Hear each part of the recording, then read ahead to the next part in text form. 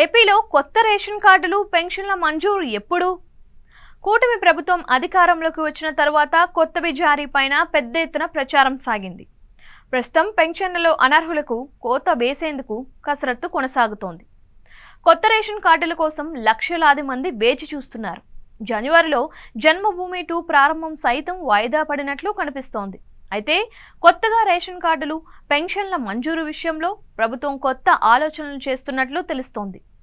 కూటమి ప్రభుత్వం కొత్త రేషన్ కార్డులు, పెన్షన్ల విషయంలో ఆచితూచి వ్యవహరిస్తోంది.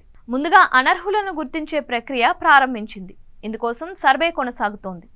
జనవరి 1వ తేదీన ఇవ్వాల్సిన పెన్షన్లు ఈ నెల 31నే పంపిణీ చేయనున్నారు. వరుసగా 3 నెలల పెన్షన్ తీసుకోకపోయినా ఈ నెల కలిపి ఇవ్వాలని ప్రభుత్వం నిర్ణయించింది. ఇక జన్మభూమి వచ్చే నెలలో ప్రారంభించాలని కొద్ది నెలల క్రితమే నిర్ణయించారు. అయితే జన్మభూమిలో భాగంగా కొత్తగా రేషన్ కార్డులు, పెన్షన్లతో పాటుగా పథకాల కోసం లబ్ధిదారులు వేచి చూస్తున్నారు. దీంతో తాజాగా జన్మభూమి నిర్వహణ వాయిదా వేసినట్లు తెలుస్తోంది. ఇటు రాష్ట్రంలో పెన్షన్ల పరిశీలన పూర్తి చేయాలని, అనర్హులను తొలగించాలని అధికారులకు మౌఖిక ఆదేశాలు ఇచ్చారు. జన్మభూమి సభల్లోనే రేషన్ కార్డులు, సామాజిక పింఛన్లు, ఇళ్ల స్థలాలకు దరఖాస్తులు స్వీకరిస్తామని గతంలో ప్రభుత్వం పేర్కొంది. అయితే జన్మభూమి సభలకు వచ్చే విజ్ఞాపనల పరిష్కారానికి నిధుల కొరత ఉన్నందున ప్రస్తుతానికి జన్మభూమి నిర్వహణను విరమించుకోవాలని నిర్ణయం తీసుకున్నట్లు తెలుస్తోంది. అదేవిధంగా సూపర్ 6 హామీలుగా ఉన్న తల్లికి వందనం, అన్నదాత సుఖీభవ, మహిళలకు నెలకు 1500 రూపాయల ఆర్థిక సాయం, ఉచిత బస్సు, డిఎస్సి పోస్టుల భర్తీ, కానిస్టేబుల్స్ ఎంపిక ప్రక్రియలు అన్ని పెండింగ్లోనే ఉన్నాయి.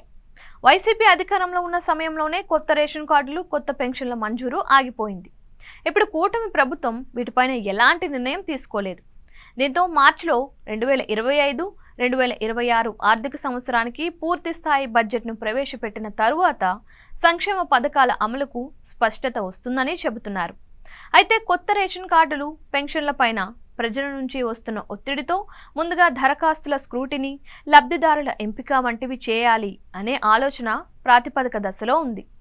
ఈ కీలక అంశాలపైన జనవరి 2వ తేదీన జరిగే మంత్రివర్గ భేటీలో చర్చించి తుది నిర్ణయం తీసుకునే అవకాశం కనిపిస్తుంది.